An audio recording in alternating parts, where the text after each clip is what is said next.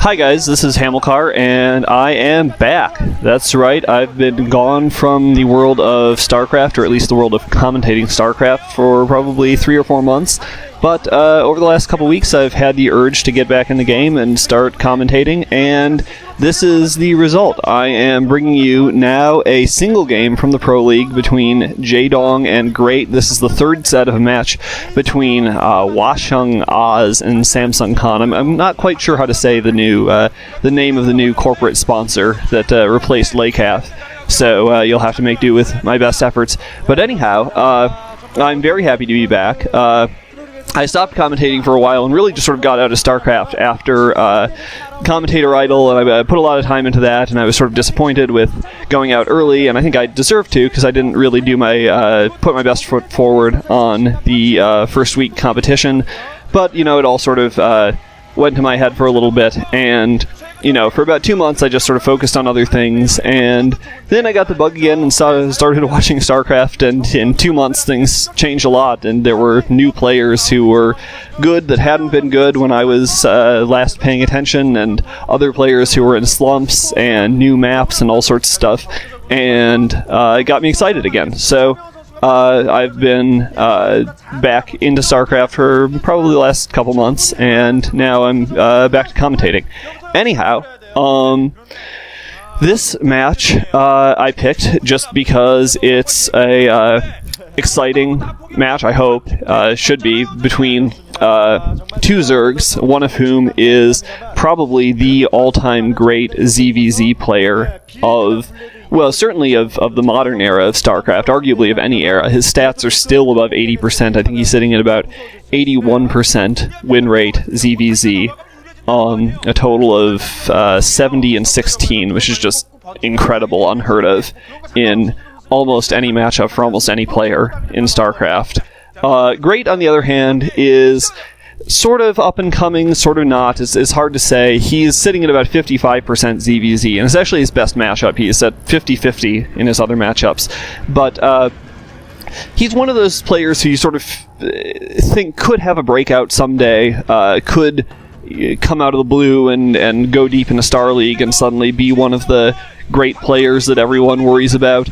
But at the moment, he's still sort of just on the fringe, and he's someone who's capable of playing with the best players on a good day, but isn't always quite there. The other interesting thing about this matchup as a way for me to get back into commentating is that I commentated a game of Greats in one of my very first commentaries, and there was a typo in the original VOD that I got from John747, and Great's name was spelled with a C instead of a G, so I spent the entire commentary referring to him as Krayot, and saying that he was an unknown and playing his first pro game ever, and I had to... So anyhow, this is my shot at redemption with Great, and hopefully this time I'll get his name right and not...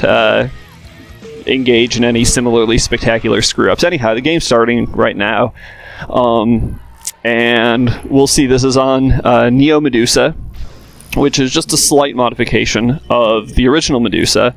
I don't really know what the details are of that modification, how this map is different than the original, but from what I've seen of games on this map, it hasn't affected gameplay all that much. Things are fairly similar. Not sure who's who. Hopefully they'll show. Yep, it's coming up now. Alright, and that's not terribly helpful because the names are all in Korean. I think that Great is the red player at the 3 o'clock position, and Jaedong is the white player. But, well, let's see, let me check. Yep, Great is red and Jaedong's white. So, we'll see what happens. Right away, Great's Overlord is scouting in the correct direction, Jaedong's is scouting in the wrong direction, so Great's going to have a little bit of an advantage.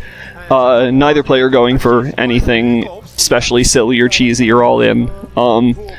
So we should see a relatively standard ZvZ opening. To be honest, ZvZ is usually not my favorite match to watch. I feel like most ZvZs end up being fairly predictable. There are 3 different builds. There's 9 pool, 12 pool, and 12 hatch, and Depending on which player goes for which, there's usually a build order advantage, and usually the player with the build order advantage wins in a predictable way, either with just early Ling Rush if it's 9 pool versus a 12 hatch, or with superior economy if it's a 12 hatch versus a 12 pool, or what have you.